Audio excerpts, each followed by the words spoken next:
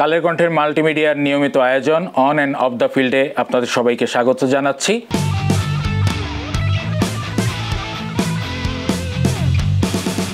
সাক্ষাৎকার ভিত্তিক এই আয়োজনে আজকে আমাদের একজন স্পেশাল গেস্ট আছেন। তাকে আসলে নতুন করে পরিচয় করিয়ে দেওয়ার কিছু নেই। তিনি বাংলাদেশের ক্রিকেট হিস্ট্রির পার্ট, কোনো দেশের অভিষেক টেস্টে সেঞ্চুরি করা ইতিহাসের মাত্র তৃতীয় ব্যাটসম্যান এবং কাকতালীয়ভাবে বাংলাদেশের টেস্ট মর্যাদা প্রাপ্তি এবং প্রথম টেস্ট খেলার এই বছরই 25 বছর পূর্তি এবং সেই সময়ে তিনি বাংলাদেশ ক্রিকেট বোর্ডের প্রেসিডেন্টও। স্বাগত জানাচ্ছি আমিনুল ইসলাম বুলবুলকে। ধন্যবাদ মাসুদ ভাই। আপনাকে অনেক ধন্যবাদ আমাদের সময় দেওয়ার জন্য। তো আমি আলোচনায় চলে যাই। আপনাকে যতদিন ধরে চিনি আমি জানি যে আপনি খুব তকদিরে বিশ্বাস করেন। জি হ্যাঁ, তো হচ্ছে যে 3 মাস আগেও যেটা আপনার দূরতম কল্পনাও ছিল না যে বাংলাদেশ ক্রিকেট বোর্ডের সভাপতি হওয়াটা, এখন আপনি বাংলাদেশ ক্রিকেট বোর্ডের সভাপতি হিসেবে এখানে বসে আছেন। মানে এই যে ভাগ্যের যে পরিবর্তনটা, ওই পরিবর্তনটা আপনার কাছে আসলে কতটা অবিশ্বাস্য বলে মনে হয়? ধন্যবাদ মাসুদ ভাই এবং ধন্যবাদ আমাকে আমন্ত্রণ জানানোর জন্য। 3 মাসটা অনেক লম্বা হয়ে গেছে। 3 মাস আগেও আমার প্ল্যান ছিল যে, আপনি জানেন যে আমি আইসিসিতে কাজ করতাম, আইসিসি এশিয়ার ম্যানেজার হিসেবে নতুন নতুন সব পরিকল্পনা করছিলাম। আমাদের সাধারণত আইসিসির যে ক্যালেন্ডারটা হয়, বাজেট হয় 1 বছর আগে, আগস্টে বাজেট হয়ে যায়। সো ডিসেম্বর টু ডিসেম্বর সাধারণত আমরা সিজন করি। তো আমাদের এই বছরের যে বাকি যে কাজগুলো ছিল, অনেক কাজগুলো ছিল, সে কাজগুলো নিয়ে প্ল্যান করছিলাম। 3 মাসও না, হঠাৎ করে আমি দেশে এসেছিলাম এবং তার আগে একটু যোগাযোগ হয়েছিল ন্যাশনাল স্পোর্টস কাউন্সিলের সাথে। তো আজকে 20 দিন ধরে আমি বাংলাদেশ ক্রিকেট বোর্ডের প্রেসিডেন্ট এবং তার আগে বড় জোর 7-8 দিন আগে আমার এই তকদির বদল হয়েছে। বাট আমি বিশ্বাস করি যে আল্লাহ রাব্বুল আলামিন কখন মানুষকে কোন দায়িত্বটা দেয়, দায়িত্বটা হচ্ছে একটা পরীক্ষা। সেই আমার কাছে মনে হচ্ছে এটা একটা পরীক্ষা আমার কাছে এসছে, এই পরীক্ষাটা আমি পাশ করতে চাই। আপনি তো দায়িত্বটা নিলেন, মাত্র 20 দিন হয়েছে। এর আগের বাংলাদেশ ক্রিকেট বোর্ডের যারা সভাপতি ছিলেন, আমি নিশ্চিত যে সবারই ওই সময়টা আপনি খুব ক্লোজলি ফলো করেছেন এবং এটা একটা এমন হট সিট, যে এইটা আসলে সামলানো অনেক মুশকিলের একটা কাজ, যেটা বোধহয় ফারুক আহমেদ একটু বেশি টের পেয়েছেন। তো এই 20 দিনে এই হট সিটটাকে আপনার কাছে কতটা হট মনে হয়েছে? ওই যে বলছিলেন, অনেক প্রেসিডেন্টকে দেখেছি খেলোয়াড় হিসেবে, সেই প্রথম মোস্তাফিজুর রহমান সাহেব থেকে প্রয়াত মোস্তাফিজুর রহমান শুরু থেকে এই ফারুক ভাই পর্যন্ত যতগুলো প্রেসিডেন্ট এসছে, সবার সাথে কিছু না কিছু সম্পর্ক ছিল। তবে টেস্ট স্ট্যাটাস প্রাপ্তির আগে এবং টেস্ট স্ট্যাটাস প্রাপ্তির পরে এই দুটো জায়গায় কিন্তু প্রেসিডেন্টের রোল বা হট সিটের কথা বললেন, ওটা কিন্তু সম্পূর্ণ অন্যরকম ছিল। এখন যে নট প্রেশার, এটা দায়িত্ব। দায়িত্ব মানে কি, যখন দায়িত্ব তখনই বেশি মনে হয় যখন আপনার কাজগুলো অগোছালো থাকে, আপনার ইনডাইরেক্ট মাঠের বাইরের, যখন মাঠের ভিতরের পারফরমেন্স খারাপ থাকে, মাঠের বাইরের পারফরমেন্স খারাপ থাকে, তখন অটোমেটিক্যালি ওটা আরও হট হয়ে যায়। এই পর্যন্ত এখন প্ল্যানিং পর্যায়ে আছি, হট সিটের তাপটা এখনও বুঝতে পারিনি। তবে একটা জিনিস, যে টিমটা নিয়ে কাজ করছি এখন, সে টিমটা ভেরি সাপোর্টিভ এবং সাপোর্টিভের কারণেই হয়তো এখনো সিটটা ওইভাবে হট অনুভব করিনি। জানি না ভবিষ্যতে কি হবে। বুলবুল ভাই, মানে আরেকটা জিনিস, মানে দীর্ঘদিন আপনি দেশের বাইরে ছিলেন, কোচিংয়ের সঙ্গেই ছিলেন, আপনার মনে একটা সুপ্ত বাসনা ছিল যে কোনো একদিন আপনি বাংলাদেশ ক্রিকেট দলের হেড কোচ হবেন। তো সেই জায়গা থেকে এখন আরও বড় প্ল্যাটফর্মে, আরও বড় পদে আপনি এসেছেন। এই পদটায় চলে আসার পরে তো আসলে আর কোচিংয়ে ফেরা সম্ভব না। মানে বাংলাদেশ ক্রিকেট থেকে আসলে সবচেয়ে বড় স্বপ্নটাই কি আপনার অর্জন করা হয়ে গেছে বলে মনে করেন কিনা? আপনি সহ আরও কিছু আমাদের সাংবাদিক বন্ধুরা ছিলেন, আমরা খেলায় বড় খেলতাম আর সাংবাদিক হিসেবে আপনার শুরু করেছিলেন। তো এই জার্নিটার সাথে আপনার অনেক সম্পৃক্ত আমার জীবনের ক্যারিয়ারের সাথে।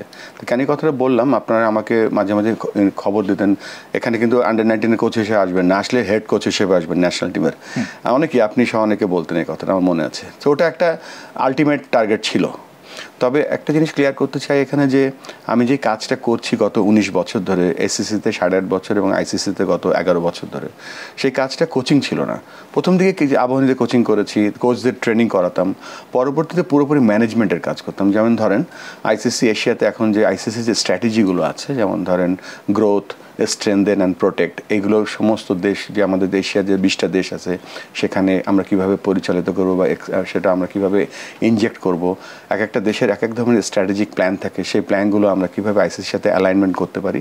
সাথে সাথে বেশ কিছু বড় বড় প্রোডাক্ট যেমন high performance, training and education, connect and grow, so এইভাবে বড় বড় কাজগুলো করতে করতে একটা সময় কিন্তু আমি কোচিং থেকে হারিয়ে গিয়েছিলাম। বাট মাঠের কোচিংয়ের থেকে যে বড় বড় কাজ, যেমন ধরেন আইসিসির যে পুরো কোচিং ডিপার্টমেন্ট আছে, সেটা এই কোভিডের সময় শুরু করেছিলাম তখন ওটার ওই যেহেতু স্ক্র্যাচ থেকে শুরু করেছিলাম, সেখানে অ্যাডভাইজারি টিমে আমি ছিলাম। সো ট্রেনিং এডুকেশন পুরো ডিপার্টমেন্টটা শিখতে হচ্ছে, ম্যানেজমেন্ট পুরো আমাকে ডেলিভারি করতে হতো, প্লাস হাই পারফরমেন্স। তো এই কথাগুলো বলার কারণ হচ্ছে যে মাঠের কোচিং থেকে সরে গিয়েছিলাম, আর এই গত 9-10 বছর ধরে পুরোপুরি ম্যানেজমেন্টের কাজ করছিলাম। বাট যেহেতু আইসিসি ট্রেনিং এডুকেশনটা বড় ডিপার্টমেন্ট, সেখানে মাস্টার এডুকেটর মাত্র কয়েকজন আছে, তার মধ্যে একজন। So of the field more design করা, মোর ডেলিভারি কীভাবে হবে, কীভাবে একটা প্যাডাগজি বা একটা কারিকুলাম বা একটা সিলেবাস কীভাবে হবে, ওই লেভেলে কাজ করছিলাম। সো এখন যে কাজটা করছি সেটা অনেকটা সেটার সাথে সম্পৃক্ত আছে। আর আপনি বলছিলেন যে হ্যাঁ, এটা আমি আল্লাহর কাছে শকর জানাই এই জন্য যে আমি বাংলাদেশ দলে খেলেছিলাম, বাংলাদেশ জাতীয় দলে কোনোদিন যেন খেলতে পারি। আল্লাহ আমাকে তার থেকে অনেক বড় করে দিয়েছিলেন, বাংলাদেশের ক্যাপ্টেন বানিয়ে দিয়েছিলেন। আর এখানে যে বাংলাদেশের ক্রিকেট বোর্ডের সভাপতি হবে, এটা কখনো আমি ভাবিনি। এটা বলবো এটা আল্লাহর অসীম রহমত, এবং এটা যেন আমি এই আমানতটা কাজে লাগাতে পারি, সেই লক্ষ্যে এগিয়ে চলেছি। আচ্ছা, আপনি সভাপতি হওয়ার পর সবচেয়ে বড় যে উদ্যোগগুলো নিয়েছেন তার একটি হচ্ছে বাংলাদেশের টেস্ট স্ট্যাটাস পাওয়ার 25 বছর পূর্তি উদযাপন। আমি যদি ভুল না করে থাকি, 2000 সালের 26শে জুন বাংলাদেশ যেদিন টেস্ট স্ট্যাটাস পায়, সেদিন লর্ডসে আপনিও উপস্থিত ছিলেন এবং আপনি বাংলাদেশ টিমের ক্যাপ্টেন হিসেবে উপস্থিত ছিলেন। এবং পরের 4.5 মাসে আপনার জীবনে অনেক পরিবর্তন ঘটে যায়, এবং সেই পরিবর্তনটার কথা মানে ওইটা নিয়ে অনেক অভিমান আপনি বিভিন্ন সময় আমাদের সঙ্গে শেয়ার করেছেন, যে হঠাৎ করে একদিন দেখলেন যে আপনার ক্যাপ্টেন্সি নেই, এবং সেই ক্যাপ্টেন্সি যে আপনার থাকবে না সেটা আপনাকে জানানোর সৌজন্যতাটুকু কেউ দেখায়নি। তো সেটা নিয়ে ওই সময় একটা বড় বিতর্ক ছিল। তো 25 বছর পর আপনি যখন সভাপতি, এখন আপনাকে নিয়েও কিছু মৃদু সমালোচনা হচ্ছে যে নাজমুল হোসেন শান্ত যেদিন শ্রীলঙ্কায় চলে যান, তার আগে যে সংবাদ সম্মেলনটি করে যান, সেখানে উনি ওয়ানডে এবং টেস্ট ক্যাপ্টেন হিসেবে উনি সংবাদ সম্মেলন করেন, এবং তার কয়েক ঘন্টা পরে আপনারা ডিসিশন নিয়ে নেন যে he is no longer be the one day captain, এবং তাকে সেটা জানানো হয়নি, আগে থেকে আলোচনা করা হয়নি। এটা নিয়ে একটা বিতর্ক চলছে। আপনাকে বোধহয় কেউ এই বিষয়ে প্রশ্ন করার সুযোগ এখন পর্যন্ত পায়নি। একটু জানতে চাচ্ছি যে আপনার ভার্সনটা আসলে এটার পেছনে কি ভূমিকা রেখেছে, এবং আপনি তো আসলে এই মতের অনুসারী ছিলেন যে যাই করা হোক খেলোয়াড়দের জন্য আগে জানিয়ে করা হয়, যে এই অন্যায়টা আপনার সঙ্গে একসময় হয়েছিল, সেটা ওর ক্ষেত্রে কি করে হলো, এই ব্যাকগ্রাউন্ডটা যদি একটু বলতেন। প্রথমে বলি যে যেদিন আমরা টেস্ট স্ট্যাটাস পাই, তখন আমি অধিনায়ক ছিলাম, এটা ঠিক কথা। পরবর্তীতে হয়তো যখন টেস্ট ম্যাচটা হয় তখন আমি অধিনায়ক ছিলাম না, এবং যে কোনো কারণে হোক আমি ফিরে যেতে চাই না ওই জায়গাটায়। আর এই জায়গাটা একটু ক্লিয়ার করি, এই সিদ্ধান্ত যে নাজমুল হোসেন শান্তর যে ওয়ানডে ক্যাপ্টেন্সি থেকে এটা কেড়ে নেওয়া হয়নি। যখন বোর্ড একটা সিদ্ধান্ত নিয়েছে, বোর্ড বলতে সবার মতামত অনুযায়ী সিদ্ধান্তটা নেওয়া হয়েছিল যে আমরা নতুন একটা পরিকল্পনা করছি, যেটা বাংলাদেশ এত টি20, এত টেস্ট ক্রিকেট এবং এত 50-50 ক্রিকেট খেলছে, এবং আপনি জানেন যে অনেক এখন ওয়ানডে ম্যাচ সামনে আমাদের আছে। সেখানে মনে হয়েছে যে যেহেতু টি20তে লিটন অধিনায়কত্ব করছে, টেস্টে শান্ত, এবং দেখলেন যে টেস্টে শান্ত কিন্তু আজকে ব্যাক টু ব্যাক 100ও করলো, এবং আমাদের কাছে মনে হয়েছে যে আমরা মিরাজকে যদি আমরা ওয়ানডে ক্যাপ্টেন বানাই, তাহলে শান্ত হয়তো টেস্টে আরও মনোযোগ দিয়ে খেলতে পারে। এটা হচ্ছে বোর্ডের নীতিগত একটা সিদ্ধান্ত, এবং সিদ্ধান্তটা নেওয়ার পরে কিন্তু আমরা প্ল্যান করে এটা করেছি যে আমাদের একজনকে দায়িত্ব দেওয়া হয়েছিল শান্তর সাথে কথা বলবে, এবং তিনি রিপোর্ট করেছেন এসে যে শান্তর সাথে কথা হয়েছে, এবং অত্যন্ত কোয়ার্ডিয়ালি ব্যাপারটা গ্রহণ করেছে সে। পরবর্তী যে মিস নিউজ বা মিস কমিউনিকেশনের কারণে হয়তো ব্যাপারটা অন্যদিকে চলে গিয়েছিল। বাট এটা দুটো দিক, একটা হচ্ছে যে সকলে মিলে সিদ্ধান্ত নেওয়া হয়েছে এবং নাজমুল হোসেন শান্তকে জানানো হয়েছিল, এবং হি হ্যাজ accepted that। মানে জানানো হয়েছে কি মানে সিদ্ধান্তটা নেওয়ার পরে জানানো হয়েছে? সিদ্ধান্তটা নেওয়ার পরে জানানো হয়েছে, এবং তার সাথে কথা বলা হয়েছে, কথা বলে, এবং সে অত্যন্ত স্পোর্টিংলি ব্যাপারটা নিয়েছে। আচ্ছা, কিন্তু আমরা কিন্তু এরকম খবরও শুনেছি যে উনি অভিমানে ইভেন টেস্ট ক্যাপ্টেন্সিও ছেড়ে দিতে চেয়েছিলেন, বা এরকম একটা প্রচারণা আছে যে ক্রিকেট অফসের যিনি চেয়ারম্যান তিনি চেয়েছিলেন ওকেও ওয়ানডে ক্যাপ্টেন্সিতে রেখে দিতে, এরকম কিছু আলোচনা কিন্তু বাইরে আছে। বাইরে থাকলেও আমরা তো ওখানে একটা মিটিংয়ের মাধ্যমে করেছি, এটা সকলের এক মতামত অনুযায়ী অনুযায়ী কাজটা করা হয়েছে। ক্যাপ্টেন প্রসঙ্গ যেহেতু উঠলো, আপনার প্রথম টেস্ট ক্যাপ্টেন সেই প্রসঙ্গে একটু যেতে চাই, যেটা হচ্ছে যে 5 আগস্ট পরবর্তী সময় আসলে অনেকের জন্যই পৃথিবী নানা কারণে কঠিন হয়ে গেছে। সাকিব আল হাসানের জন্য হয়েছে, আপনার প্রথম টেস্ট ক্যাপ্টেন নাইমুর রহমানের জন্য হয়েছে, যেহেতু তারা আওয়ামী লীগের এমপি ছিলেন। নাইমুর রহমান 2 বারের এমপি ছিলেন, যদিও শেষ সংসদ নির্বাচনে উনি মনোনয়ন পাননি, তারপরে উনি আওয়ামী লীগের সাবেক এমপি, এই পরিচয়টা তার আছে। আপনি যে আয়োজনটা করতে যাচ্ছেন ওইখানে তো টেস্ট ক্যাপ্টেন না থাকলে একটা অসম্পূর্ণ ব্যাপার হয়ে যাবে আর কি। তো এদিকে আমরা আবার কালের কণ্ঠে একটা প্রতিবেদন ছাপা হচ্ছে যে উনি বলেছেন যে মবের ভয়ে তিনি আসতে চান না। তো এই বিষয়টাকে আপনি কিভাবে হ্যান্ডেল করতে চান, বা আপনি যে কোনো মূল্যে তার প্রেজেন্সটা চান কিনা, যেহেতু উনি ক্যাপ্টেন ছিলেন এবং তার সঙ্গে বোধহয় আপনার পার্টিকুলার সেঞ্চুরির সময়ের একটা মজার স্মৃতি আছে। পার্টিকুলার ওই সেঞ্চুরির স্মৃতি না, ইনফ্যাক্ট আমি জানেন যে ওই টেস্ট ম্যাচের আগে আমার ফর্ম ভালো ছিল না এবং একটা গ্রুপ চেয়েছিল যে আমি ওই টেস্টটায় যাতে না চান্স পাই বা না খেলি। আমি অলওয়েজ গ্রেটফুল। দুর্জয়ের ব্যাপারটা ছিল যে ওকে ছোটোবেলা থেকে চিনতাম এবং বিকেএসপিতে ওকে জুনিয়র বুলবুল বলতো, বিকজ ও আমার মতোই বেটে একটু ছিল, but he was very sweet than me. তা দুর্জয় আমাকে কিন্তু প্রথম টেস্টটা খেলার ব্যাপারে দুর্জয় এবং ইমরান ভাই দুজন অনেক হেল্প করেছিল। শেষ পর্যায়ে যখন আমাকে দলে নিচ্ছিলই না, তখন তারা বলেছিল ঠিক আছে সিনিয়র ক্রিকেটার আর কোনোদিন যদি টেস্ট খেলতে না পারে সে একটা টেস্ট খেলিয়ে দেই, এইভাবে হলেও সে আমাকে দলে নিয়েছিল। I am really grateful to him. এবং কাকতলীয়ভাবে যখন আমার 100 রানটা হলো তখন কিন্তু অপর প্রান্তে দুর্জয় দাঁড়িয়েছিল এবং দুর্জয় আমাকে অনেক অনেক হেল্প করেছিল ওই টেস্ট ম্যাচের জন্য। আর এখনকার যে সিচুয়েশনটা বলছি এই জন্য যে দুর্জয় আমরা যেটা পারি, আমাদের ক্রিকেট বোর্ড বা আমরা যেই যতটুকু ক্ষমতা আছে সেটা আমরা অ্যাভেলেবেল যারা আছে তাদেরকে নিয়েই আমরা সেলিব্রেট করব। অবশ্যই আমরা চেষ্টা করব তাকে একটা ইনভাইটেশন দিতে, কেননা উইদাউট দ্য ক্যাপ্টেনটা কেমন দেখায়। আমরা আমাদের কাজগুলো করব, বাট অনেক কিছু আমাদের কন্ট্রোলে নেই, এটা he has to be available also. কিন্তু বুলবুল ভাই, মানে আপনি তো মানে এমন একটা সময় বিসিবির সভাপতি হয়েছেন, এটা তো আসলে পরিবর্তিত প্রেক্ষাপট। যেমন ফারুক ভাইও সভাপতি পদ থেকে ওনাকে সরিয়ে দেওয়ার পর কিছু বিষয় শেয়ার করেছেন যে আসলে উনি সভাপতি হওয়ার পর উপদেষ্টার দপ্তর থেকে কিছু নির্দেশনা ছিল যে কাউকে ডানে রাখা যাবে না, কাউকে বামে রাখা যাবে না। হ্যাঁ, তা আপনি এখন বলছেন যে অনেক কিছুই আসলে আপনার নিয়ন্ত্রণে নেই। আপনার ক্ষেত্রেও কি একই ধরনের কোনো নির্দেশনা কি রয়েছে? না, আমি নিয়ন্ত্রণটা বোঝাচ্ছি যে ধরেন অনেক সিচুয়েশনটা আমার নিয়ন্ত্রণে নেই, বাট আমি সত্যি কথা বলছি যে আমাকে কিন্তু এই ধরনের কোনো ডানে বামে কে থাকবে না থাকবে এই ধরনের কোনো কথা বলা হয়নি কোথাও থেকে, বরঞ্চ আমাকে বলা হয়েছে সবাইকে নিয়ে কাজ করার জন্য। আচ্ছা, আরেকটা জিনিস হচ্ছে যে আপনি মাঝখানে বাংলাদেশের ক্রিকেট সমাজের অনেকের সঙ্গে সম্পর্ক ছিন্ন করেছিলেন। হ্যাঁ, এবং আপনি যেটা বলেছেন যে আসলে বাংলাদেশের ক্রিকেট যেভাবে চলছিল সেটা আপনি কোনোভাবেই মেনে নিতে পারছিলেন না। একটু কি বলবেন যে নাজমুল হাসান পাপনের সময়ের কোন জিনিসগুলো আপনাকে সবচেয়ে বেশি পীড়া দিত? আমার কাছে পীড়া দিত শুধু না, আমার হৃদয় রক্তক্ষরণ হতো, কেননা এই খেলাটা আমাদের পরিচয়, এই খেলাটা আমাদের দেখেন যে বাংলাদেশের ক্রিকেট যখন 7 ঘন্টা ধরে হয়, যে হার জিত আছে, বাট একটা পজিটিভ চিত্র কিন্তু সারা পৃথিবীতে যায়। যেহেতু ফুটবল হয়তো 1.5 ঘন্টার খেলা, 1.5 ঘন্টা পজিটিভ দেখে মানুষ, কিন্তু ক্রিকেটের একটা বড় সময় হচ্ছে একটা লম্বা সময় ধরে পজিটিভ জিনিস মানুষ দেখে, এটা একটা ব্যাপার। তখন আমার কাছে মনে হতো যে আমরা যে কাজটা করছি, আমরা জাতীয় দলটাই হচ্ছে বাংলাদেশ ক্রিকেট। এটা আমার কাছে খারাপ লাগতো, কেননা আমি এই কাজটাই এশিয়াব্যাপী বা গ্লোবালি কাজটা করতাম। তখন আমি দেখতে পেতাম গ্যাপটা। আর একটা সুবিধা ছিল যে আমি অস্ট্রেলিয়াতে থাকতাম, ক্রিকেট অস্ট্রেলিয়ার সাথে, আমি ক্রিকেট অস্ট্রেলিয়ার মাল্টিকালচারাল অ্যাম্বাসেডার, সো আমি তাদের কি হয় না হয় সব জানি মোটামুটি। আবার ক্ষুদ্র দেশ তাজিকিস্তান, চায়না, উজবেকিস্তান, মঙ্গোলিয়া, ওদের ক্রিকেটটাও দেখি। তো I can see the gap between the top to bottom. তখন দেখতাম যে বাংলাদেশ একটা ফুল মেম্বার, এবং বাংলাদেশ যেহেতু ফুল মেম্বার অনেক কিছু হয় না। জাতীয় দলটা নিয়ে ব্যস্ত আছি, আন্ডার-19 দলটা নিয়ে ব্যস্ত আছি, গ্রাসরুট ক্রিকেট বা দেশের প্রত্যন্ত অঞ্চলে যে ক্রিকেট খেলা হওয়া উচিত হচ্ছে না, আমাদের একটা কোচ এডুকেশন প্রোগ্রাম হচ্ছে না, কোচ ডেভেলপমেন্ট প্রোগ্রাম হচ্ছে না।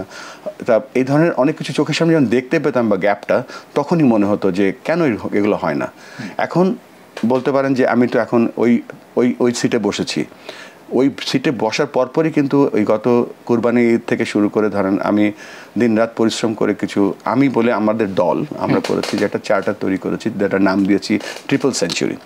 সেই ট্রিপল সেঞ্চুরির মধ্যে সব প্রোগ্রামগুলো আছে এবং আমরা চেষ্টা করবো ইনশাল্লাহ সেগুলো যেন বাস্তবায়িত হয়। আচ্ছা, আমি যদি আরেকটু স্পেসিফিক্যালি জানতে চাই যে মানে দেশের ক্রিকেট পরিচালনার ক্ষেত্রে নাজমুল হাসান পাপনরা কোন কোন ক্ষেত্রে ব্যর্থ ছিলেন, যে ব্যর্থতাগুলো আপনাকে বেশি পোড়াতো, সেই জিনিসগুলি যদি একটু ডিফাইন করেন। একবার একটা ঘটনা ঘটেছিল, আমাদের খেলোয়াড়রা আন্দোলন করেছিল।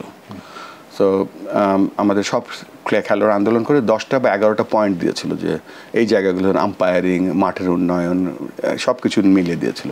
তখন আমি এগুলো পড়লাম খুব ভালো করে, পড়ে টোড়ে আমার কাছে মনে হলো দে আর রাইট। এবং আমি তখন বলেছিলাম, যে একটা খবরের কাগজে লিখেছিলাম যে এটা একটা সুযোগ বাংলাদেশ ক্রিকেট বোর্ডের জন্য। সুযোগটা এই জন্য যে খেলোয়াড়রা মাঠে খেলে, খেলোয়াড়রা সব থেকে বড় জাজ, এবং তারা যদি এই সমস্যাগুলো তুলে আনে তার মানে হয়ে গেল কাজ, ওই সমস্যাগুলো সলভ করলে হয়ে গেল। তো ওরা যে সমস্যাগুলো তুলে এনেছিল তার মধ্যে একটা বড় জিনিস ছিল যে জেলাব্যাপী বাংলাদেশের সব জায়গায় ক্রিকেট খেলা কেন হচ্ছে না, কেন হবে না। তো এই জিনিসগুলো আমার কাছে মনে হয়েছিল যে এখন দেখেন আমাদের 64টা জেলা আছে, 64টা জেলায় 64টা কোচ আছে। এই 64টা কোচ তাদের কি কোয়ালিফিকেশন আছে, তারা কি তাদের রিপোর্টিং টেমপ্লেটটা কি, তারা তাদের আপগ্রেড করার জন্য আমরা কী করছি, বিভাগে যে ক্রিকেট হওয়ার কথা ছিল বিভাগে কতটুকু ক্রিকেট হচ্ছে। একসময় চিটাগাং থেকে বাংলাদেশের ব্যাটিং অর্ডার আসতো, ময়মনসিংহের ন্যাশনাল টিমের 7টা প্লেয়ার আসতো। তো এখন ওইগুলো দেখতে পাই না বা দেখতে পাচ্ছিলাম না। আমার কাছে মনে হচ্ছিল যে ক্রিকেটটা ছড়িয়ে দেওয়ার ব্যাপারে আমরা খুব অনাগ্রহী ছিলাম, সাথে সাথে এডুকেশন প্রোগ্রাম কিছু ছিল না, তেমন একটা ছিল না। আপনি যেহেতু বললেন যে জেলার লিগগুলোর ক্ষেত্রে আপনার ট্রিপল সেঞ্চুরি যে গোল, সেটার মধ্যে কি এটাও কি আছে যে যে জায়গাগুলিতে আপনি আপনার সময় যেটা দেখেছেন ময়মনসিংহ থেকে আসতো, চিটাগাং থেকে আপনার একটা ব্যাটিং অর্ডারের একটা বড় অংশের সাপ্লাই আপনারা পেতেন, হ্যাঁ, সেই একই রকম সাপ্লাই চেইনটা কি এবার চালু করে দিতে চান কিনা? এই প্রোগ্রামটা যেহেতু আমরা এটা বলছি ট্রিপল সেঞ্চুরি, এর ট্রিপল সেঞ্চুরি এই জন্য বলছি যে 100% এটা ট্রাস্ট থাকতে হবে। আমাদের দেশ এখানে ট্রাস্টটা খুব ইম্পর্টেন্ট। আর 100% হচ্ছে পারফরমেন্স, আর 100% হচ্ছে রিচ করবো আমরা একেবারে প্রত্যন্ত অঞ্চলে। এই তিনটা সেঞ্চুরির পেছনে যে সাথে 4টা প্রোগ্রাম রান করবো। 1 নম্বরে আমার কাছে মনে হচ্ছে বাংলাদেশ সব থেকে আগে যে জিনিসটা দরকার সেটা ইন্টিগ্রিটি। এটা ইন্টিগ্রিটিটা আমার কাছে মনে হচ্ছে যে সব থেকে আগে দরকার, যে বিশ্বাস যে আমি এই খেলাটা খেলবো এবং ক্লিন খেলা খেলবো, ক্লিয়ার খেলা খেলবো। এটার জন্য একটা বড় প্রোগ্রাম করা হয়েছে। একটা মাইক্রো লেভেলে ছোট ছোট কাজগুলো আছে, সেগুলো করব। একটা যেমন বলতে পারি যে ধরেন আমরা যদি ইলেকট্রনিক মিডিয়া এবং প্রিন্ট মিডিয়ার মাধ্যমে যদি এই যে মোরাল ডেভেলপ করা বা রিলিজিয়াস ভ্যালুসগুলো, তারপরে যে দেশের আইনগুলো আছে সেগুলো দিয়ে আমরা কিভাবে একটা ক্রিকেটারকে সমৃদ্ধশালী করতে পারি উইথ ইন্টিগ্রিটি। তারপরে যে প্রোগ্রামটা সেটা হচ্ছে বলছি যে high performance for everyone. High performance for everyone বলতে বোঝাচ্ছে যে শুধু প্লেয়ার না, যেই লোকটা ডেস্কে কাজ করবে, যেটা মাঠে কাজ করবে, তাদের পারফরমেন্সটা যেন অপটিমাম লেভেলে থাকে। তারপরে আমরা যেটা করছি সেটা হচ্ছে যে কানেক্ট করব, দেশে কানেক্ট অ্যান্ড গ্রোতে আমরা করছি দেশের প্রত্যেকটা যখন উপজেলাতে যে ক্রিকেট হয় সে যেন জেলাতে কানেক্ট করতে পারে, সে উপজেলা ভালো খেলে জেলাতে আসতে পারে, জেলা থেকে বিভাগে আসতে পারে। তো এই কানেক্ট করব এবং গ্রো করব উইথ দ্য প্রোগ্রাম। আর সব থেকে ইম্পর্টেন্ট যেটা আমার কাছে মনে হয় আরেকটা কাজ, সেটা হচ্ছে ক্রিকেট বোর্ডকে আমরা একটা ওয়ার্ল্ড ক্লাস অর্গানাইজেশন করার চেষ্টা করবো। এই 4টা প্রোগ্রামের নিচে এই সমস্ত ছোট ছোট প্রোগ্রাম আছে, সেগুলো আমরা ইমপ্লিমেন্ট করা শুরু করেছি। আর যেটা বলছিলেন যে টেস্ট 25 বছর আমরা উদযাপন করছি, সিলভার জুবিলি, এখানে আমরা দেখবেন যে দেশব্যাপী বাচ্চাদেরকে আমরা ইনভলভ করছি। আজকে রাজশাহীতে হলো, কালকে হবে, আজকে খুলনাতে হলো, কালকে রাজশাহী, পরশু সিলেট, তারপর চিটাগাং, তারপর দিন ঢাকা। এখানে আমরা 12 বছরের নিচে ছেলে মেয়েদেরকে টার্গেট করেছি এই জন্য যে এরা হচ্ছে আমাদের ভবিষ্যতের টেস্ট ক্রিকেটার। এরা শুধু জানে যে সাদা বলের ক্রিকেট দেখে বেশি, তাদের মধ্যে টেস্ট ক্রিকেট যে কী জিনিস বা টেস্ট ক্রিকেটটা কত ইম্পর্টেন্ট, এটার সাথে ধৈর্য দরকার আছে, এখানে টেম্পারমেন্টের সাথে এখানে ভালো স্কিল দরকার আছে। সো এগুলো আমরা কানেক্ট করার সাথে সাথে যে ওই যে জেলা প্রশাসক যারা যিনি আছেন, উনি হচ্ছে ওই জেলার বিভাগের হেড অফ স্পোর্টস অ্যাসোসিয়েশন, তো তাদের সাথে আমরা সংযুক্ত করে আমরা যে কানেক্ট করছি সেই কানেক্ট অ্যান্ড গ্রো প্রোগ্রামটার মধ্যে তাদেরকে সম্পৃক্ত করাই আমাদের মূল্য। এখানে একটা জিনিস যেটা বলছিলাম আপনাকে, হট সিটের বিষয়ে কিছু কিছু বিষয় নিয়ে আলোচনা সমালোচনা, এরকম একটা আলোচনা আমরা সোশ্যাল মিডিয়াতে দেখতে পাচ্ছি যে টেস্ট ক্রিকেটকে আপনি উপরে নিয়ে যেতে চান, কিন্তু বাচ্চাদের জন্য 6-a-side ক্রিকেট, অন্যভাবে জিনিসটা করা যেত বলে মনে করেন কিনা? যে 6-a-sideটা বাচ্চাদেরকে তো আর 5 দিনের খেলা খেলানো যাবে না, তাদেরকে ইনভলভ করা। এখন বাচ্চাদের যেটা 12 বছরের নিচে যাদের সেটা করছি সেটা হচ্ছে যে এটাকে বলে ইনভলভমেন্টস। এটা মডিফাইড ক্রিকেটের মাধ্যমে তাদের ক্রিকেটকে নিয়ে আসা, তারপরে আস্তে আস্তে সব ফরম্যাট তারা শিখবে। আচ্ছা, আপনি 2019 সালের একটা ঘটনায় ফিরে গিয়েছিলেন আলোচনাক্রমে, সেটা হচ্ছে ক্রিকেটারদের আন্দোলন। সেই আন্দোলনে আপনি পার্টিকুলার কিছু পয়েন্টের কথা বললেন যেগুলি আপনাকে অ্যাট্রাক্ট করেছিল। তো এখন যেহেতু আপনি বাংলাদেশ ক্রিকেট বোর্ডের সভাপতি টপ মোস্ট পজিশনে, সে কারণে আমি আরেকটা বিষয়ে আপনার দৃষ্টি আকর্ষণ করতে চাই। ক্রিকেটাররা তাদের যে দাবি দাওয়াগুলো ছিল এবং ক্রিকেট বোর্ডের যে জিনিসগুলো তাদের পছন্দ নয়, সেখানে পার্টিকুলার কিছু পয়েন্টের কথা তারা উল্লেখ করেছিলেন, এবং সেটা একটা ছিল যে বিদেশ সফরে ক্রিকেট বোর্ডের ডিরেক্টররা দৈনিক $500 তারা ভাতা নেন। তো নাজমুল হাসান পাপনের বোর্ড গিয়েছে, ফারুক আহমেদের বোর্ড এসেছে, আমরা দেখলাম যে সেখানেও খুব বেশি বদল হয়নি, ডিরেক্টররা $400 ভাতা পান, সেটা ফারুক আহমেদই বলেছেন, সেটা ওনারাও কিন্তু কমাননি। এবার ক্রিকেট প্রশাসক হিসেবে আপনি যেহেতু ইন্টেগ্রিটির আলোচনা এনেছেন, হ্যাঁ, জানতে চাই যে এই জায়গাটায় আপনার কিছু করার ইচ্ছা আছে কিনা, বা এই পুরনো সমালোচনাটা মাথায় রেখে কোনো পদক্ষেপ আপনি নিতে চান কিনা? এটা তো ভেরি অপারেশনাল, এবং এটা একটা একদিনে আলোচনা করেছি আমরা, আমাদের কিছু বাড়ানো হয়েছিল, অ্যামাউন্টটা বলতে চাই না, সেখান থেকে আবার কমিয়ে নিয়ে আসা হচ্ছে।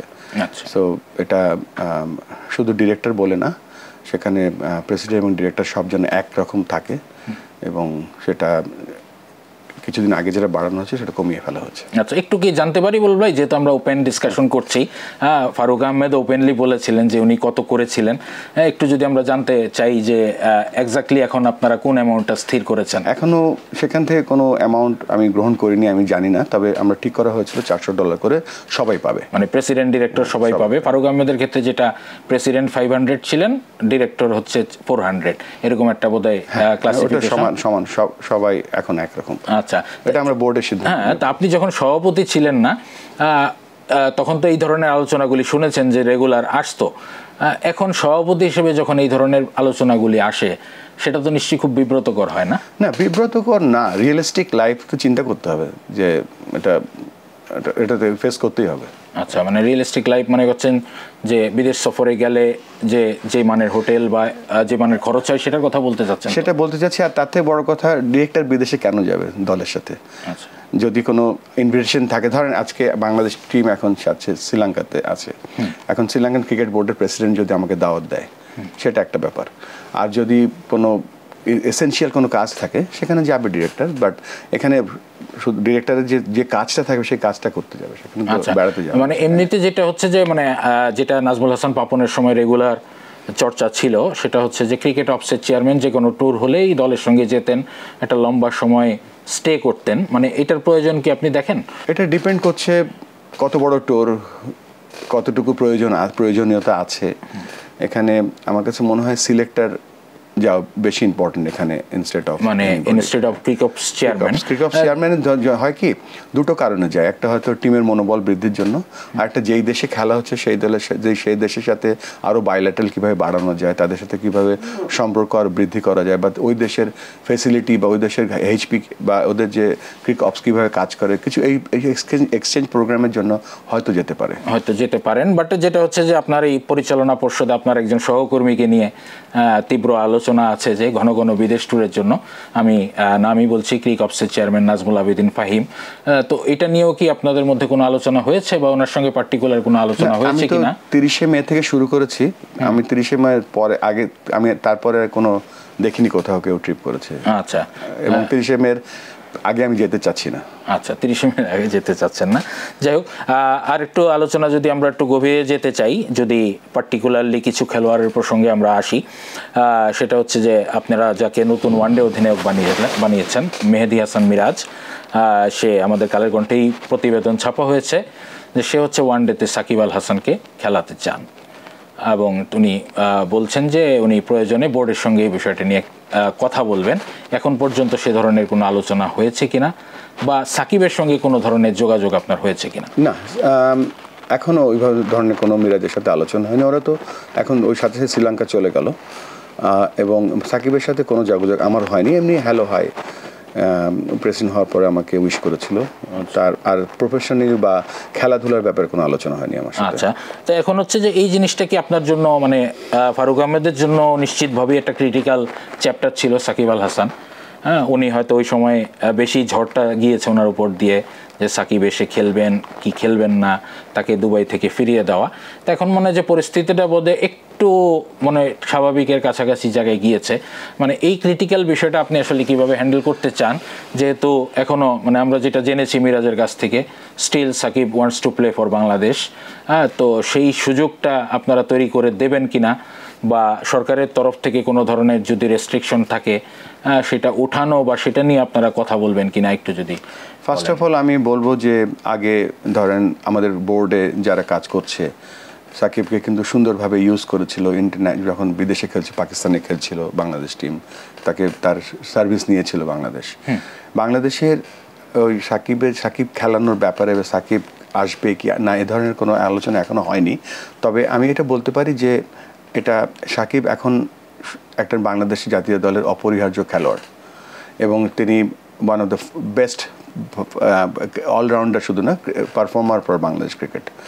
এখন কারেন্ট ফর্ম, তার অ্যাভেলেবিলিটি, এগুলো সব নির্ভর করছে সাকিবের উপরে। এবং আমরা অ্যাজ এ ক্রিকেট বোর্ড আমাদের দায়িত্ব হচ্ছে যে একটা অ্যাভেলেবেল ইনফর্ম প্লেয়ার, সিলেক্টর যেটা পছন্দ করবে সেই অনুযায়ী সে দলে খেলবে। সেখানে no one is indispensable actually. তো but Shakib is great player, তবে তাকে বাংলাদেশের থেকে অ্যাভেলেবেল থাকতে হবে। সিলেক্টররা যদি তাকে মনে করে যে he is fit and play for Bangladesh কোন ফরম্যাটে, টোটালি আপ টু দেম। কিন্তু যেটা হচ্ছে যে সাকিবের তো আসলে অন্য ইস্যুগুলো আছে, তার রাজনৈতিক পরিচয় আছে, সম্প্রতি উনি দেশে নেই কিন্তু ওনার দেশ থেকে নিষেধাজ্ঞা জারি হয়েছে, তো এই বিষয়টা কি আসলে তার জন্য মানে একটু আপনাদের জন্য বেশি ক্রিটিক্যাল কিনা? কোনো কমেন্ট করতে পারবো না, because this is above beyond our control. মানে এমনিতে যদি আপনার কাছে জানতে চাই যে আসলে বাংলাদেশের খেলোয়াড়রা, মাশরাফি উনি খেলোয়াড় থাকা অবস্থায় এমপি ইলেকশন করেছেন, 2019-এর ওয়ার্ল্ড কাপে ক্যাপ্টেন ছিলেন উনি কারেন্ট এমপি অবস্থায়, এবং পরে হচ্ছে খেলা চলতি অবস্থায় সাকিবও ইলেকশন করলেন। হয়তো এরকম একটা ধারা শুরু হয়েছিল, তাদের দেখা দেখি হয়তো আরো অনেকে যেতেন। মানে আপনি এই পুরো বিষয়টাকে কিভাবে দেখেন? মানে খেলোয়াড়দের রাজনীতিতে আসা, হ্যাপি আমি বলবো, এবং আমি এই প্র্যাকটিসটাকে বিশ্বাস করি না। দেখেন, একটা খেলোয়াড় যখন জাতীয় দলে খেলে সে কিন্তু জাতির একটা সম্পদ।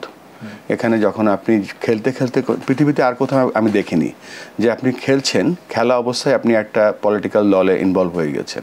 এটা আমার কাছে মনে হয় এটা অনৈতিক, এবং ক্রিকেট বোর্ড যেহেতু ক্রিকেট বোর্ডের কন্ট্রাক্টেড প্লেয়ার, আমার মনে হয় এটা অ্যালাউ করা উচিত হয়নি। কেন বলি, যে খেলোয়াড়টা যখন বাংলাদেশের জন্য খেলে তাকে সাপোর্ট করে সবাই, কিন্তু যখন তিনি একটা পার্টিকুলার দলে জয়েন করে তখন কিন্তু তার 50% বা 40% সাপোর্টার কমে যায়, বা এটা তখন তার 50% মনোযোগ থাকে পলিটিক্সে, 50% মনোযোগ থাকে খেলায়।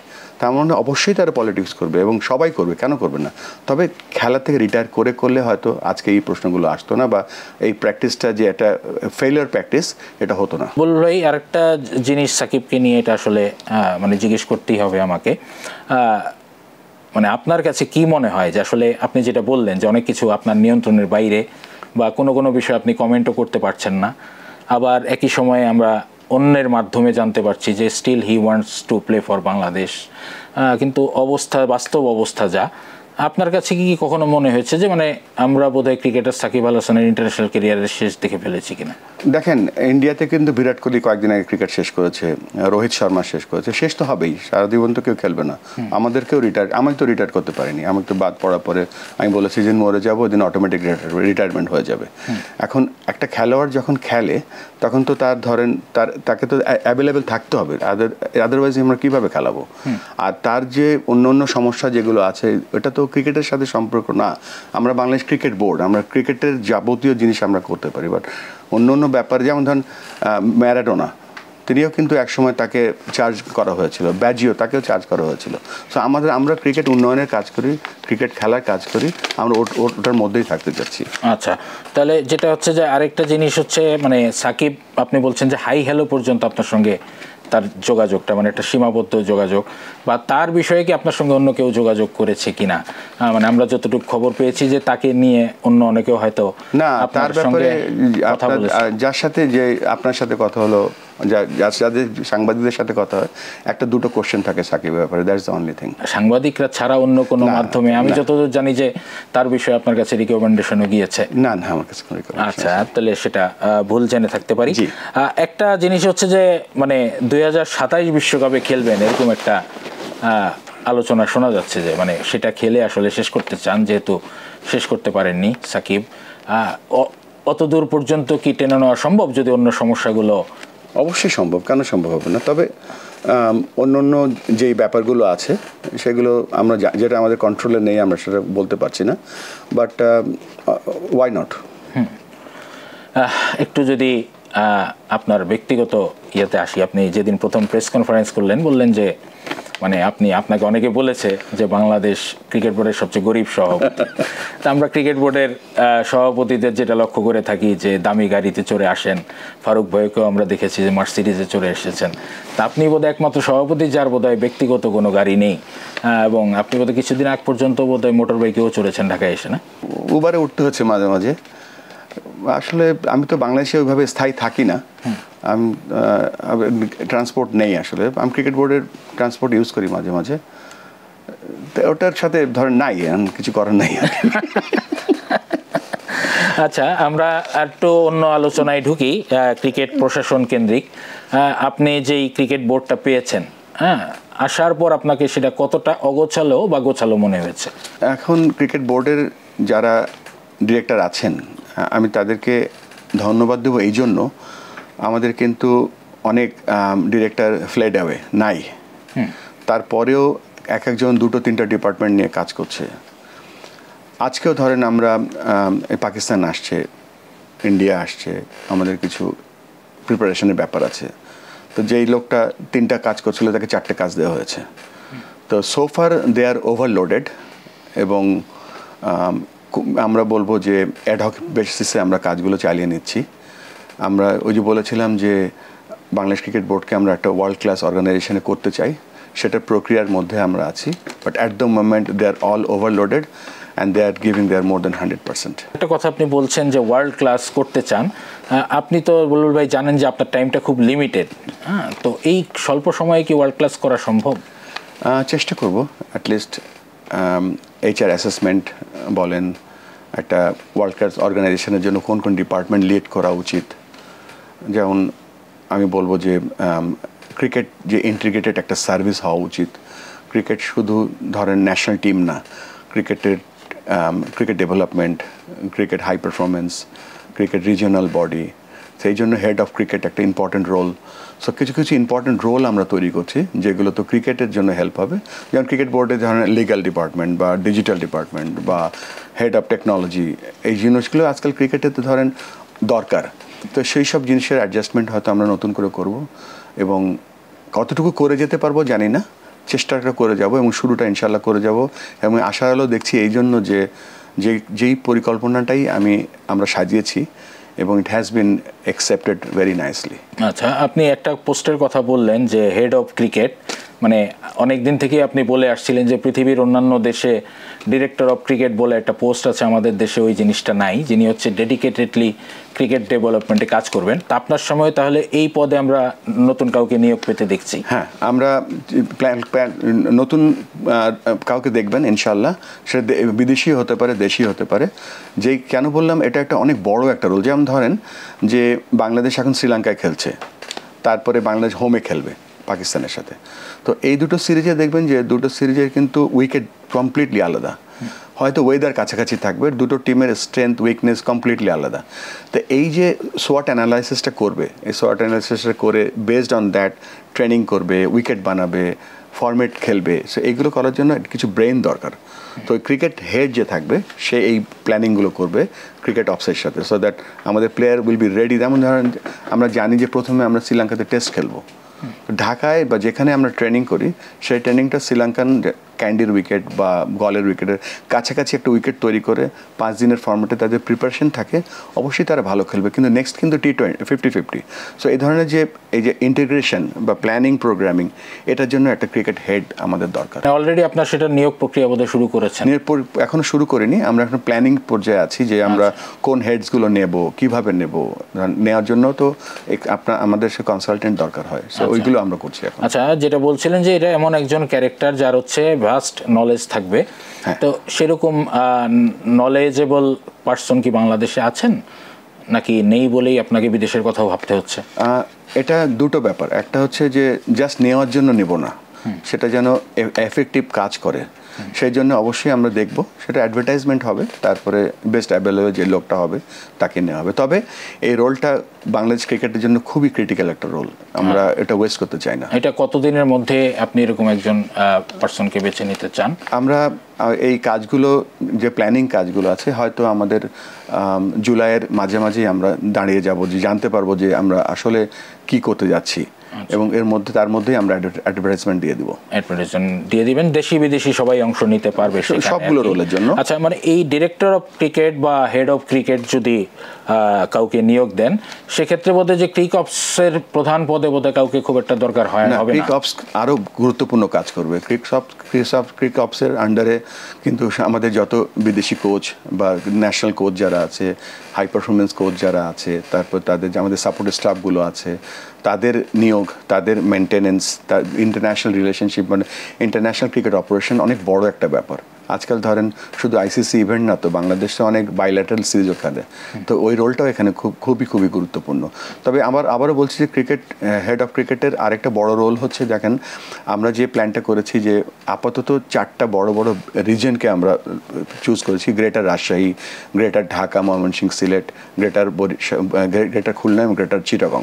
তো এখানেও আমরা প্ল্যান করছি যে একজন করে হেড অফ ক্রিকেট রাখবো, যিনি ওই অঞ্চলের হেড ক্রিকেট থাকবে, তারাও রিপোর্ট করবে এই হেড অফ ক্রিকেটকে। আচ্ছা, বলবো আরেকটা জিনিস, নিশ্চয়ই আপনি দীর্ঘদিনের পর্যবেক্ষণে একটা জিনিস তো নিশ্চয়ই আপনার চোখে ধরা পড়ার কথা, বাংলাদেশের ক্রিকেট প্রশাসনকে যারা এতদিন নেতৃত্ব দিয়ে এসেছেন, তাদের একটা বড় দুর্বলতার জায়গা ছিল যে তারা আসলে খুব বেশি মাত্রায় জাতীয় দল ওরিয়েন্টেড ছিলেন। হ্যাঁ, জাতীয় দলের সাকসেসের সঙ্গে তারা দুলেছেন এবং ব্যর্থতার সঙ্গে তারা নিচে নেমেছেন। এর নিচের লেভেলের যে ক্রিকেট, যে তৃণমূল থেকে ক্রিকেটার তুলে আনা, সেই সিস্টেমগুলো একরকম ভেঙেই পড়েছিল আর কি। তো এই আপনার অল্প সময়ে সেই সিস্টেমটাকে আবার মানে পুনরুজ্জীবিত করা কি সম্ভব, বা মানে একটা ফর্মে ফেলে দিয়ে যাওয়া সম্ভব কিনা, বা আপনি ওই জায়গাটাতে কতটুকু গুরুত্ব দিচ্ছেন বা দেবেন? ক্রিকেট কিন্তু জাতীয় দল ভালো খেললেই যে বাংলাদেশের ক্রিকেট অনেক এগিয়ে গেল সেটা না, বা আন্ডার-19 টিম আমাদের কিন্তু এখানে বাংলাদেশ ক্রিকেট বোর্ড কিন্তু জব ক্রিয়েট করে অনেক, বাংলাদেশ ক্রিকেট ইন্টারন্যাশনাল ফরেন মানি আনে, Bangladesh cricket world wide fan তৈরি করে। শুধুমাত্র জাতীয় দলটা হচ্ছে এন্ড প্রোডাক্ট। আপনার জাতীয় দলটা তখনই কনসিস্টেন্টলি ভালো করবে যখন আপনার দেশব্যাপী ক্রিকেট হবে, কম্পিটিটিভনেসটা বাড়বে। আর যখন আইসিসির হাই পারফরমেন্স ফ্রেমওয়ার্ক তৈরি করার সময় যেটা আমরা করেছিলাম, যে শিখেছি, সেটা হচ্ছে যে আপনার দেশে দু ধরনের ট্যালেন্ট হান্ট করে। একটা হচ্ছে স্পট হান্টিং, আর একটা হচ্ছে বুক হান্টিং, মানে সারা বছর কত রান করলো সে, এই ছেলেটা 1000 রান করেছে, দ্যাট মিনস ইজ গুড। আবার অনেক চোখ থাকে, যেমন সাধারণ চোখ ভার্সেস কোচের চোখ কিন্তু এক না। তো আপনার দেশব্যাপী যখন কোচরা থাকবে তখন তারা দেখে ট্যালেন্ট হান্ট করবে। যেমন ওয়াসিম আকরামকে ট্যালেন্ট হান্ট করেছিল জাভেদ মিয়াঁদাদ, যে নেট বলার হিসেবে এসেছিল, নিয়েছিল।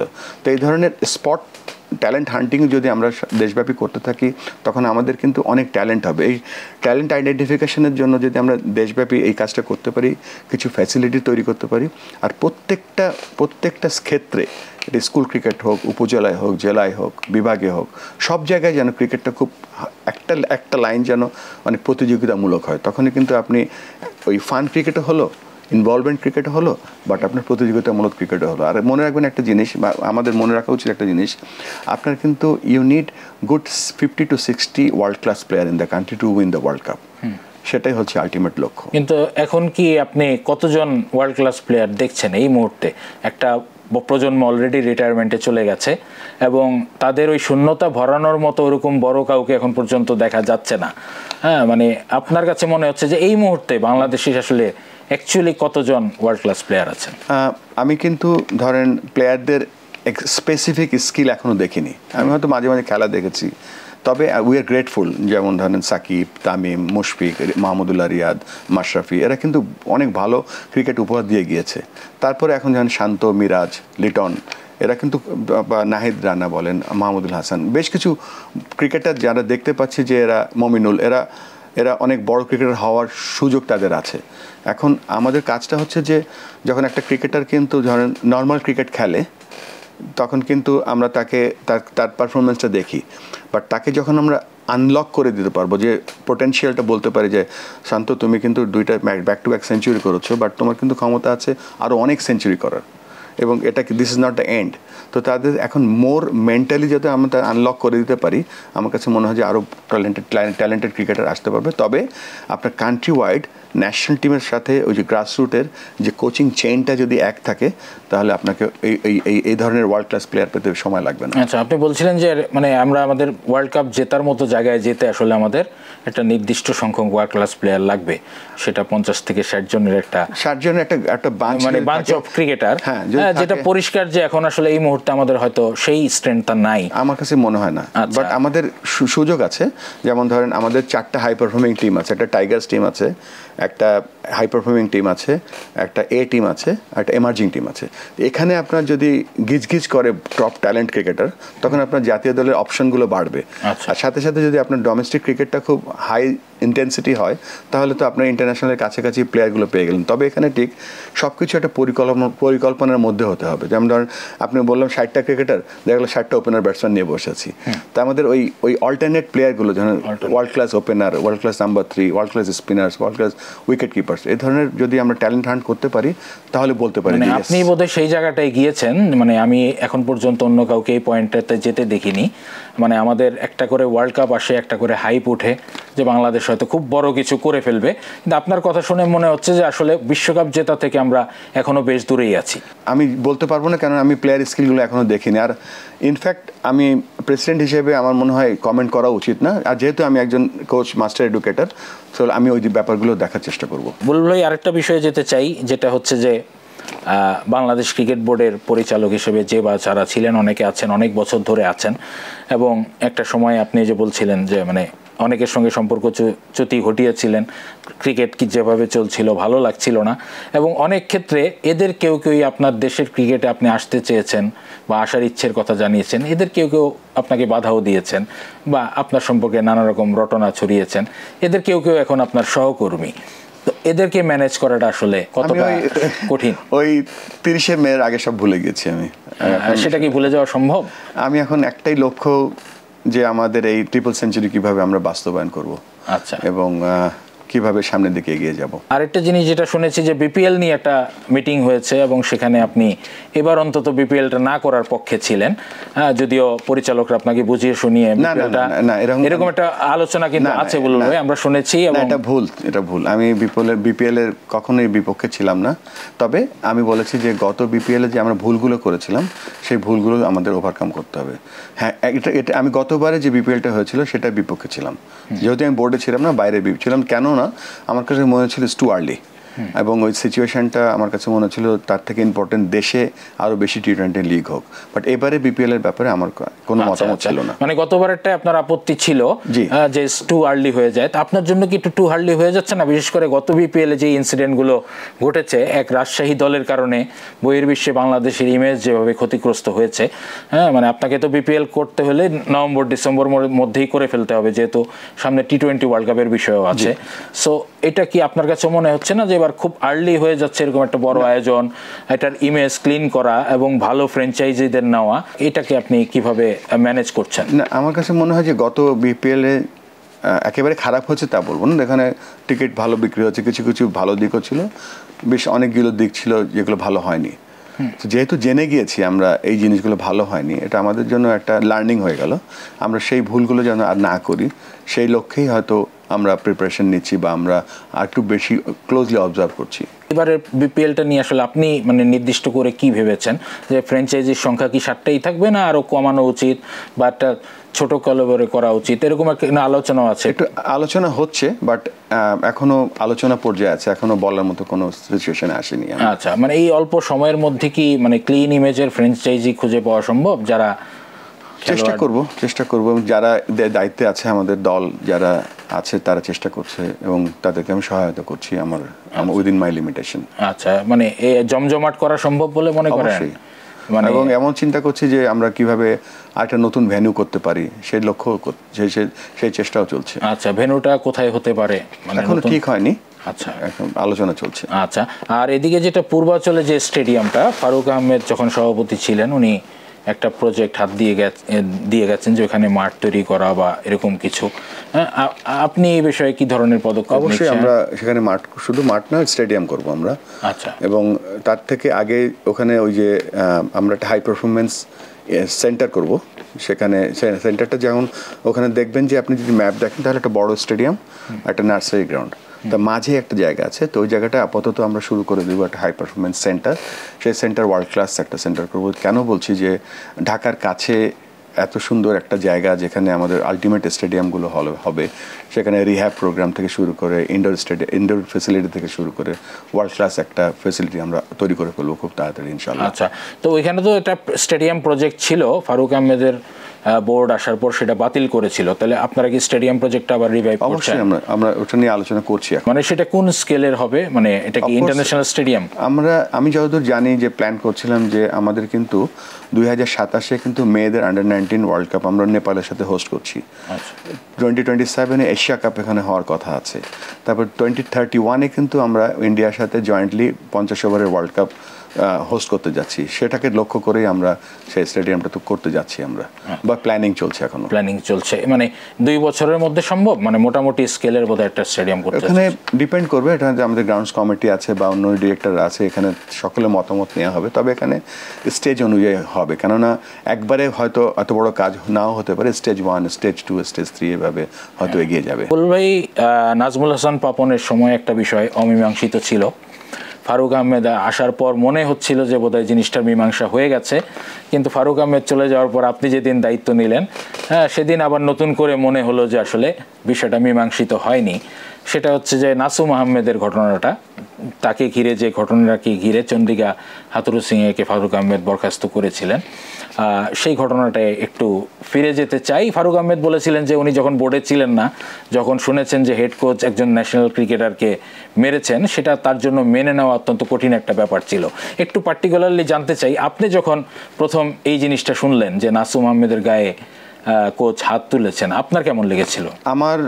আমি সত্য মিথ্যা এখনো জানি না, কেননা আমার এখানে আজকে 20 দিন হলো, এখনো হয়তো ওই রিপোর্টটা পড়িও না, জানিও নি। তবে নাসিম আহমেদ হচ্ছে আমি একজন প্লেয়ার, এবং যেটা যদি সত্যি হয়ে থাকে, এটা আমি বলবো যে এটা আমাদের সকলের জন্য লজ্জা, এবং আই ফিল ফর হিম।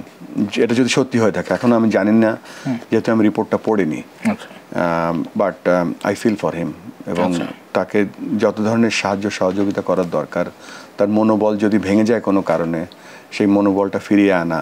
আমার কাছে খারাপ লেগেছিল যখন ওই ঘটনা ঘটেছিল কিনা জানি না, কিন্তু তাকে আমরা দলে নেইনি। এটা অত্যন্ত একটা, আমি বলবো যে ভালো কাজ করিনি আমরা। আর ওই প্লেয়ারটার সাথে নাসুম আমাদের one of the finest left arm spinner, আমি বলবো মাঝে মাঝে তার ব্যাটিংও ভালো, অলরাউন্ড পারফরমেন্স করে, এবং সাদাসিধে একটা ছেলে।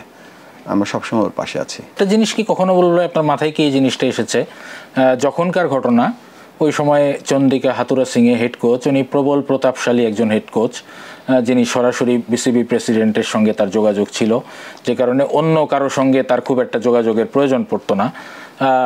এই প্রশ্নটা কি কখনো মাথায় এসেছে যে নাসুমের মতো একজন নিরীহ কোচের ক্রিকেটার অকারণে কেন এই অভিযোগটা তুলবেন? ওটা তো অবশ্যই আমার কাছে মনে হয় যে রিপোর্টটা কি আছে, এখন আমি আবারও বলছি আমি জানি না। তবে যে বলছিলেন যে যোগাযোগের ব্যাপারটা, মনে করেন ফিল সিমন্স এখন হেড কোচ, আমি সভাপতি, ওখানে ক্রিকেট অপারেশনস আছে, ক্যাপ্টেন আছে, ওখানে সিলেক্টররা আছে, তাদের একটা টিম আছে। তাদেরকে বাইপাস করে যদি প্রেসিডেন্টের সাথে সেগুলি কথা বলে থাকতেন, বা প্রেসিডেন্টের সাথে যদি কমিউনিকেশন শুধুমাত্র থাকতো, which was absolutely wrong protocol. তবে এর থেকে আর কিছু বলার নেই, because he already protocol break করেছিল। এবং আমার কাছে আই ডোন্ট ফিল দ্যাট এটা কোনো ভালো কিছু যদি সেটা ঘটে থাকে আবার। আচ্ছা, মানে যেটা হচ্ছে যে এটা কিন্তু, মানে আপনি যদি এটার গভীরে যান, আমি নিশ্চিত যে হয়তো আপনিও একটা মীমাংসার দিকে যেতে পারবেন। এখন কিন্তু একটা মানে ইন দ্য মিডল, মানে এটার কিন্তু ডানেও না বামেও না, একটা জায়গায় আটকে আছে। ফারুক আহমেদ যখন সভাপতি ছিলেন তখন মনে হয়েছে যে সব কিছু সমাধান হয়েছে, চাকরিচ্যুতি হয়ে গেছে, কিন্তু আপনার বোর্ডের পরিচালক মাহবুবা আপনার পাশে বসে বলেছেন প্রমাণ হয়নি। হ্যাঁ, এখন মনে হচ্ছে যে হাতুরা সিংয়ের সঙ্গেই কোনো অন্যায় হয়েছে কিনা, মানে এই জিনিসটা কিন্তু তদন্ত কমিটি কিন্তু অন রেকর্ড কথা বলেছেন প্রতিটা খেলোয়াড়ের সঙ্গে, নাসুমের সঙ্গেও। তা আপনি যদি ওইটা ভেতরে যেতে চান, তাহলে নিশ্চয়ই এটাও সমাধান করা সম্ভব। আপনি কি অত দূর যাবেন কিনা, যেহেতু এই জিনিসটা অমীমাংসিত, একটা মীমাংসা হওয়া উচিত বলে আপনি মনে করেন? মীমাংসা হওয়া উচিত এবং আমি ব্যাপারটা দেখবো এবং পড়বো, আগে নিজে পড়ে নেব ওই রিপোর্টে কি লেখা ছিল। খেলোয়াড়ের সঙ্গে কি আপনার কথা বলার ইচ্ছা আছে, মানে নাসুমের সঙ্গে এই বিষয়ে? অবশ্যই অবশ্যই তার সাথে কথা বলবো এবং জানতে চাইবো। He is one of us.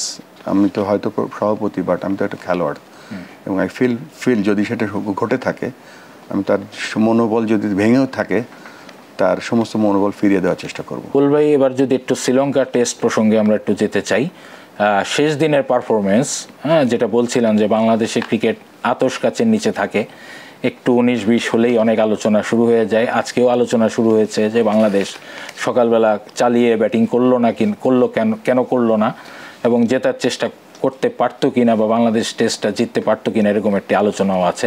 মানে আপনার কাছে কি মনে হয়েছে যে আসলে আরেকটু ব্যাটিংয়ে গতির সঞ্চার করা যেত কিনা? ঢাকায় বসে গলের উইকেট টেলিভিশনে দেখে কমেন্ট করা খুব কঠিন আসলে। ওই অ্যাটমসফিয়ারে উইকেট কি বিহেভ করছিল, আপনারা জানেন 3 উইকেট অলরেডি পড়ে গিয়েছিল। কোনো কারণে যদি আমাদের আরও 2টা উইকেট পড়ে যেত, টেল এন্ডার চলে আসতে পারতো, মিরাজ দলে ছিল না। তো আমার কাছে মনে হচ্ছে তারা রিস্ক নেয়নি। তারপর আমি বলবো যে ইট ওয়াজ এ উইনিং ড্র এবং প্রত্যেকটা সেশনে আমরা ডমিনেট করেছি এবং it is a good sign that আমরা জিম্বাবুয়ের সাথে টেস্ট ম্যাচ হারার পরে জিম্বাবুয়ের সাথে টেস্ট ম্যাচ জিতলাম এবং এই টেস্ট ম্যাচটা উইনিং ড্র করলাম। সো ইটস এ গুড, আমি বলবো যে গুড কাম ব্যাক, এবং নেক্সট টেস্টটা এই কনফিডেন্স নিয়ে খেললে আমরা আরও ভালো করতে পারবো। আরেকটা জিনিস নিয়ে যেটা আলোচনা, তৃণমূলের ক্রিকেট নিয়ে আপনার সঙ্গে আলোচনা হচ্ছিল, বাংলাদেশের ক্রিকেট, যেহেতু আপনি সভাপতি, আমি প্রসঙ্গটা এখানেও তুলতে চাই। বাংলাদেশের ক্রিকেটের অগ্রযাত্রার পথে বাধা এটা কিনা যে আমরা হয়তো অতিমাত্রায় হয়তো সাকসেস ওরিয়েন্টেড চিন্তাভাবনায় চলে যাই, বাংলাদেশ জাতীয় দলের ক্ষেত্রেও আন্ডার-19 ক্ষেত্রেও। এই সাকসেস ওরিয়েন্টেড চিন্তাটা কি, মানে রেজাল্ট ওরিয়েন্টেড চিন্তাটা, এটা কি আসলে ক্রিকেটের জন্য ক্ষতিকর না লাভজনক? এটা ডিপেন্ড করছে আপনি প্ল্যানিং বা আপনার প্ল্যান কি। অবশ্যই জাতীয় দল যখন খেলে তখন হারতে চায় না, বা যে কোনো লেভেলেই খেলে হারতে চায় না। সেই হারতে না চাওয়ার কারণটাও আগে দেখতে হবে যে কেন এটা হতে যাচ্ছে। সবাই সাকসেস চায়, তারপরেও কিছু যেমন হাই পারফরমেন্স টিম বা এজ গ্রুপের যে দলগুলো আছে, সেখানে আমার কমপ্লিট ক্রিকেট খেলা উচিত। কমপ্লিট ক্রিকেট বলতে বলছি যে ভ্যালিউজ ঠিক রাখতে হবে। এখানে আপনার প্লেয়ারদের পরিপক্ক করার জন্য কিছু রিস্ক নিতে হতে পারে, যাতে আপনার আলটিমেট টার্গেট হচ্ছে যে জাতীয় দলে যখন খেলবে তখন সে ভালো খেলতে পারে।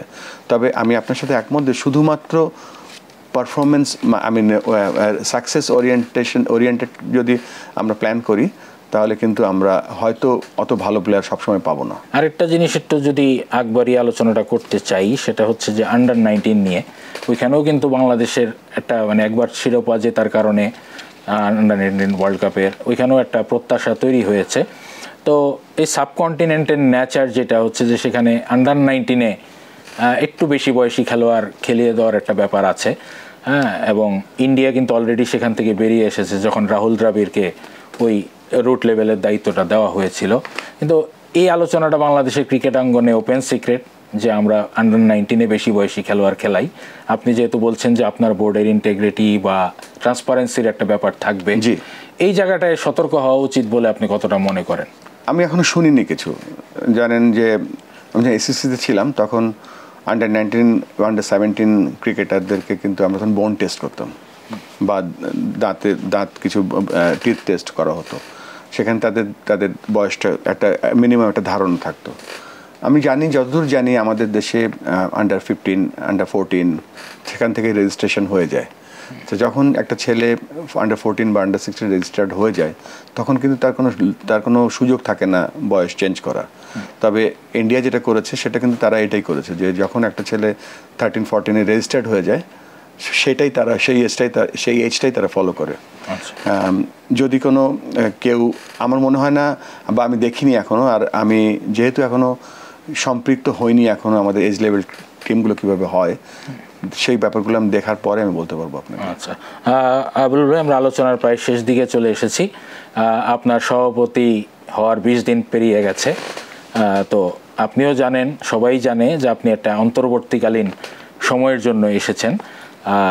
সেটা ফারুক আহমেদের ক্ষেত্রেও বিষয়টা সেরকমই ছিল যে অন্তর্বর্তীকালীন একটা সময়।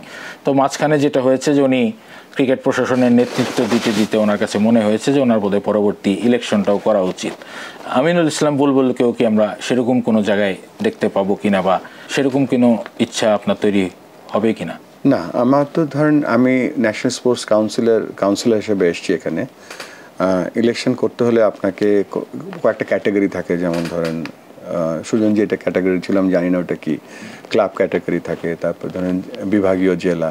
আমার কোনো ইলেকশন করার ইচ্ছা নেই। আর আপনি রাইটলি বলেছেন যে একটা অন্তর্বর্তীকালের জন্য আমি এসেছি এখানে।